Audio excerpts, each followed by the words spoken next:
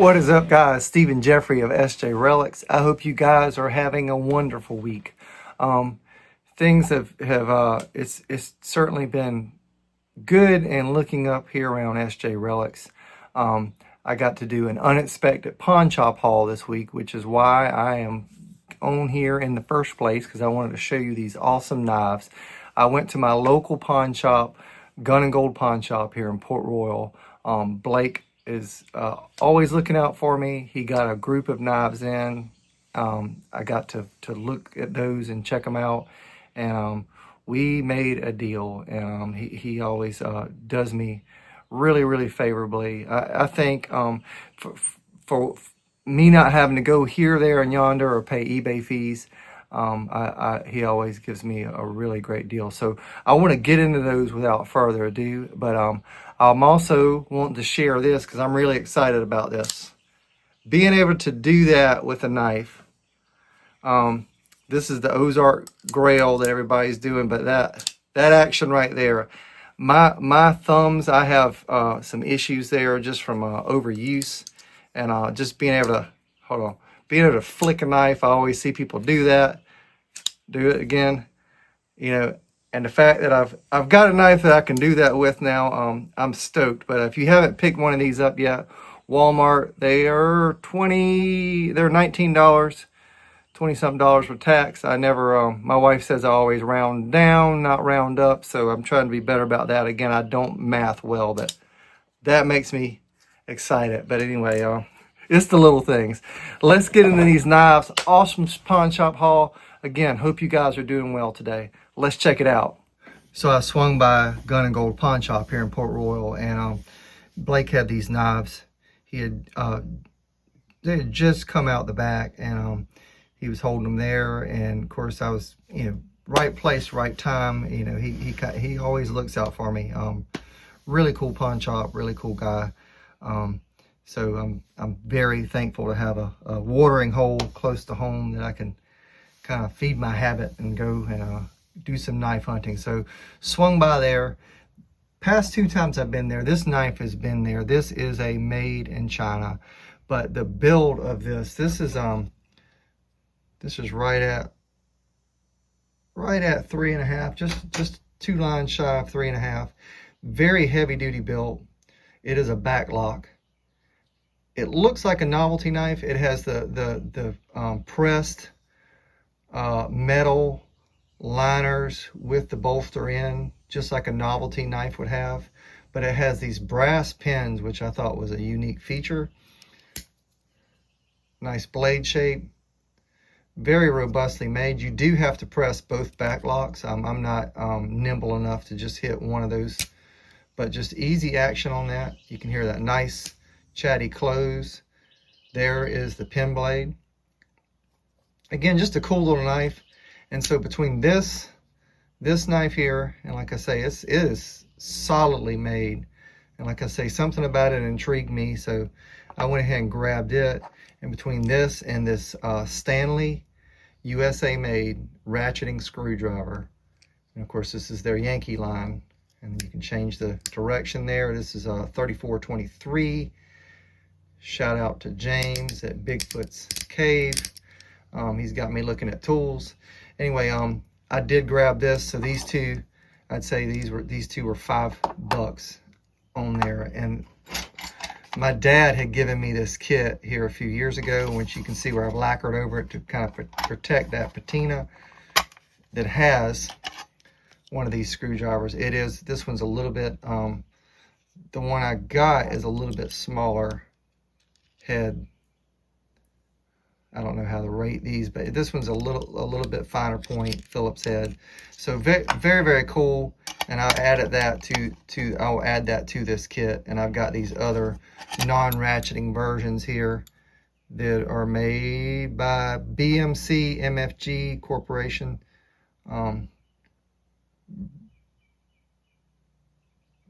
Binghamton, New York.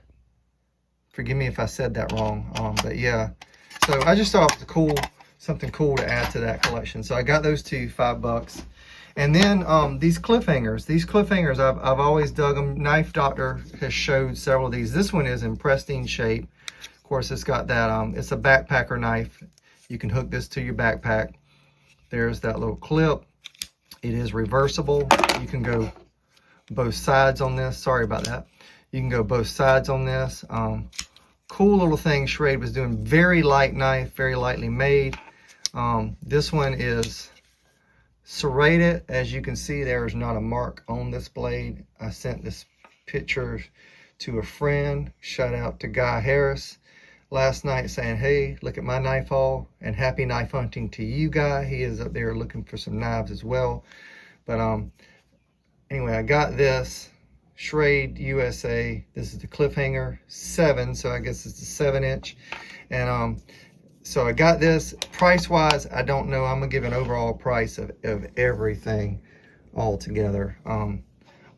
All in for all of these, I'm at $115. So this is a Cliffhanger my dad gave me. I don't know where the little snap. I've got a snap here on the smaller one, but sorry about that jet. Sorry, I live in Beaufort, South Carolina, so those jets are, that is the sound of freedom. I love hearing them, but whew, that one was loud. It was flying low and slow. But anyway, so this is a 7-inch model. This is one my dad gave me, and this one's a little stiff. This is a CH7, but this is not the 7-inch blade. This one's been whittled down quite a bit. Of course, this is non-serrated. I think this was a pretty good user from my dad, but he probably got this new, probably 90s-ish, I guess, when these came out. I'm not sure, but anyway, so I had this one, which was the smaller version. I thought the 7 was the length. Of course, this one's at 7 inches too. Wild and crazy, man. It's just the blade is shorter. You can see that there. So that one's been whittled down, but that just kind of adds to that part of the collection. And then I've got this little small guy here, and this is a CH3. So yes, it does align with the, I'm not sure what the numbering's for, but yeah, it's a CH3. It's a little guy. This one's, again, been carried, been toted, but cool, very little light knives. They were designed to put on your backpack. They were designed for hikers, and you know, just to fill the job, but not take up too much space. Super light construction.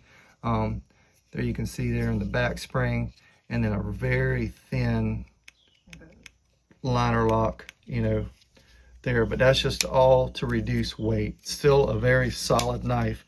So I got that, and you can see how good a condition this one is in. That blade has all the life, all the meat on it. Very, very cool knife. So this is a Spyderco Delica, which I have a Spyderco. It's one of the bigger Chinese models. I got it at the Ellaville Knife Show. This is my first kind of foray into something a little more expensive. This is Spyderco Delica. I'm not sure about when this one was made. You can see it's got wear on the pocket clip, but there's that Spyder engraved into the pocket clip. Of course, and I will say the engraving on this is pretty nice and deep. Of course, you can slow roll this thing, and Spyderco, this is V8-10, and then there's your Siki City, Japan.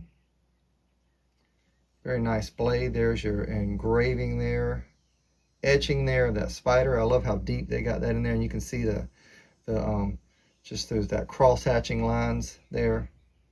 Nice and deep into the steel, but cool knife, very light knife. I remember seeing some of my first clones when I go to flea markets and things like that, and didn't quite understand these knives or the beauty of these knives. And through the way of a buck 722 Spitfire, I fell into these, and I tell you, I like them. I like them.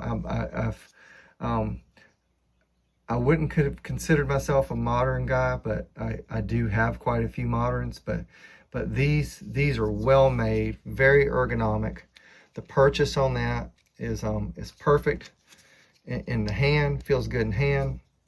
The overall length on this is it's around that 7-inch mark. We've got a theme going today, 7 inches.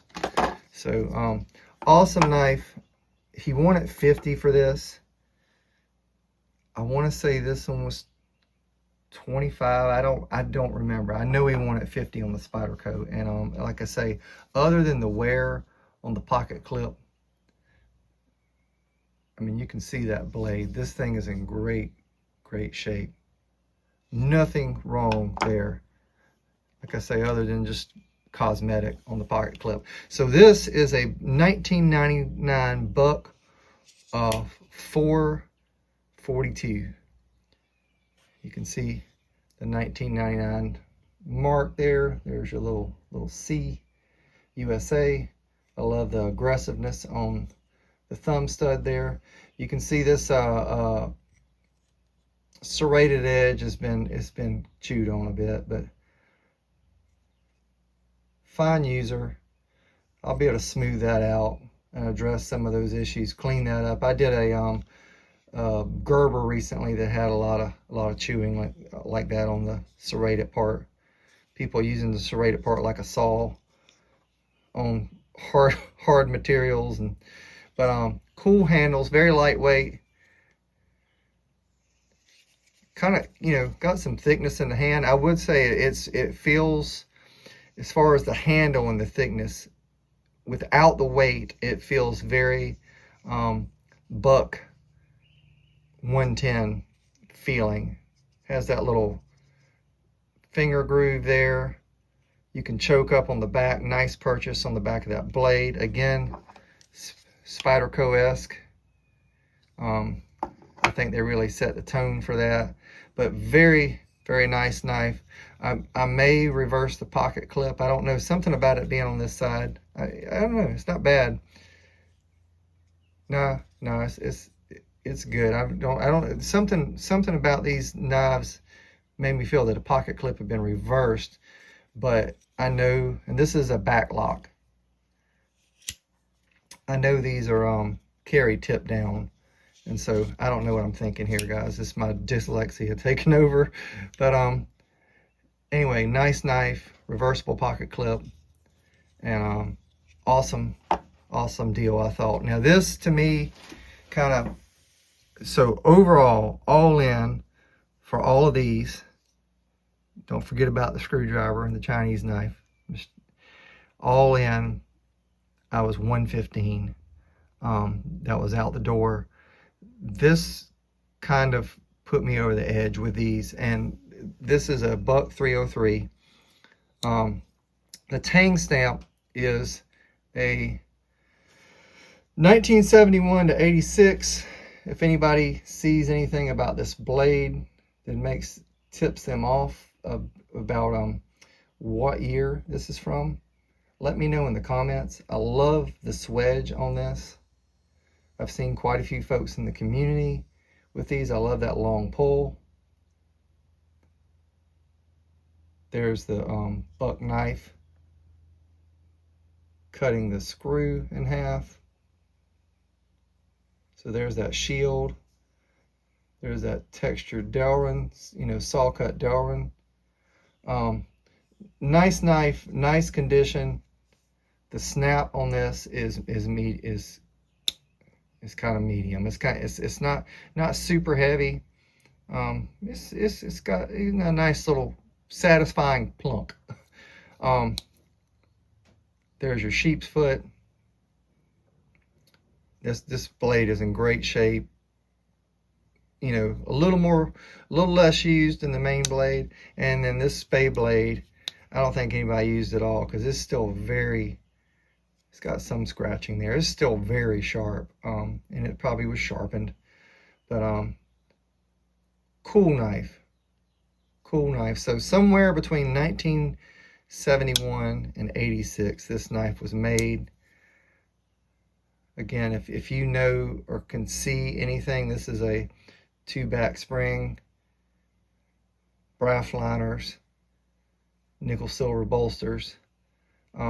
If you know anything about this, or maybe give me more of a timeline of when exactly this was made, let me know in the comments.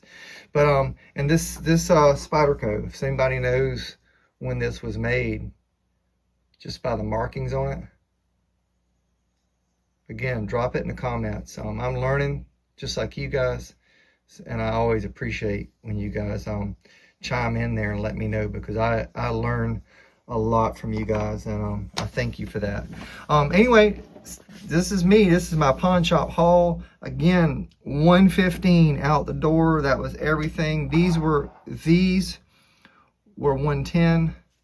Again, I added these, and I probably could have did without these, but for something about, I love these little screwdrivers and these ratcheting screwdrivers, and something about this knife, like I say the last 2 times. So it's kind of spoke to me, and just the weight of it, the fact that it is a back lock, I just thought that was really cool. Let me know what you think. You guys have a blessed and wonderful day. This is Stephen Jeffrey saying, get out there, do something, find something cool, and wherever you go, whatever you do, carry a good knife. Thank you, and God bless.